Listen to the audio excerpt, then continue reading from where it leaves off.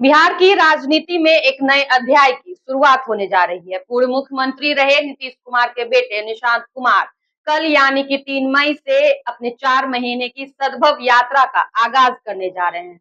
माना जा रहा है कि इस यात्रा पर निशांत कुमार की राजनीतिक भविष्य टिकी हुई है। कहा तो ये भी जा रहा है कि ये यात्रा जेडीयू की पैठ को भी मजबूत करने जा रही है। क्या है निशांत कुमार की ये सद्भव यात्रा, चलिए बताते हैं आपको विस्तार से। नमस्कार, मैं हूं ईशा, आप देख रहे हैं संक्षिप्त समाचार।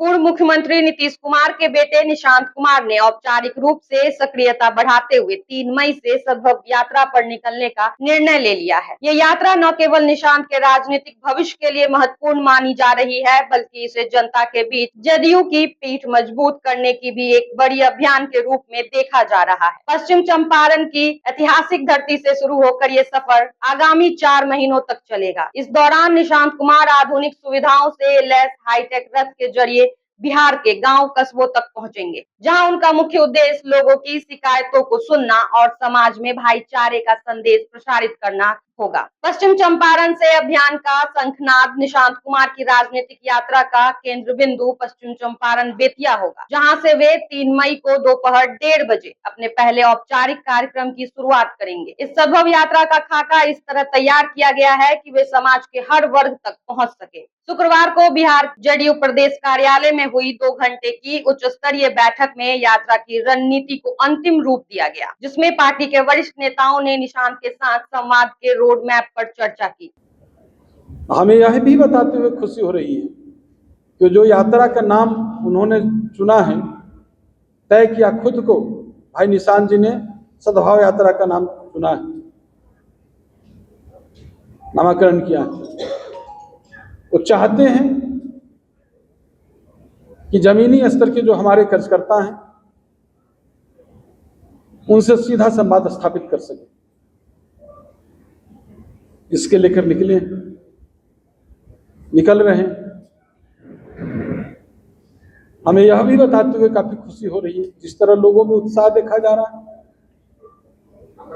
हमारे पार्टी के कार्यकर्ताओं का, पार्टी के नेताओं में, उसको शब्दों में नहीं कह सकते। जो उत्साह है इनके आने से तो नई ऊर्जा, नई उत्साह, नई जोश आया ही है। निशांत जी के आने से, दल में सक्रिय रूप से आने से जो कार्यक्रम होगा ऐतिहासिक होगा, सबका नजर रहेगा, पूरा बिल्कुल ऐतिहासिक हो जाएगा। जो हमारे नेता,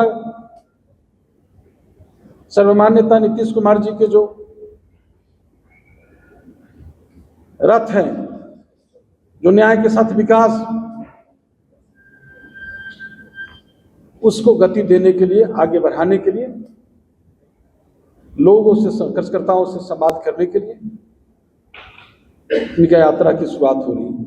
इस 4 महीने के यात्रा को और भी ज्यादा प्रभावी बनाने के लिए निशांत कुमार के लिए हाईटेक रथ बनाया गया है, जिससे वो सीधे तौर पर जनता से जनसंपर्क बनाए रख पाएंगे। हर जिले में आम लोगों से सीधे मुलाकात कर उनकी जमीनी समस्याओं को समझना, जेडीयू के बूथ स्तर के कार्यकर्ताओं से जुड़कर संगठन में नई ऊर्जा का संचार करना, कार्यकर्ताओं की राय लेकर पार्टी की रणनीति को और अधिक समावेशी बनाना, जनता द्वारा बताई गई शिकायतों के निवारण के लिए हर संभव प्रयास करना, ये उनका मुख्य उद्देश्य रहने वाला है।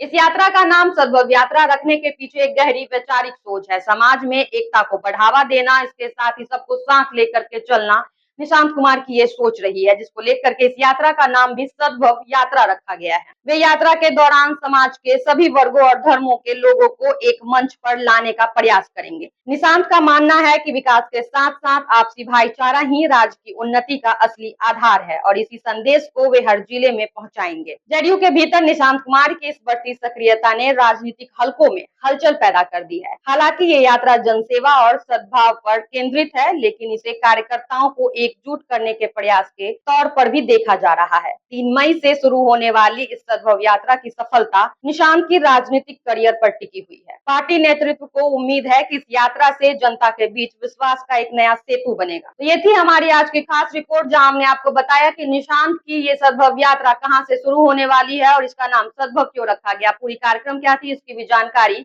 हमने आपको साफ तौर पर दी। फिलहाल मेरे साथ इस खबर में इतना ही। वीडियो पसंद आया हो तो वीडियो को शेयर करें, साथ ही हमारे यूट्यूब चैनल संक्षिप्त को सब्सक्राइब करके फेसबुक पेज को फॉलो करना ना भूले। धन्यवाद।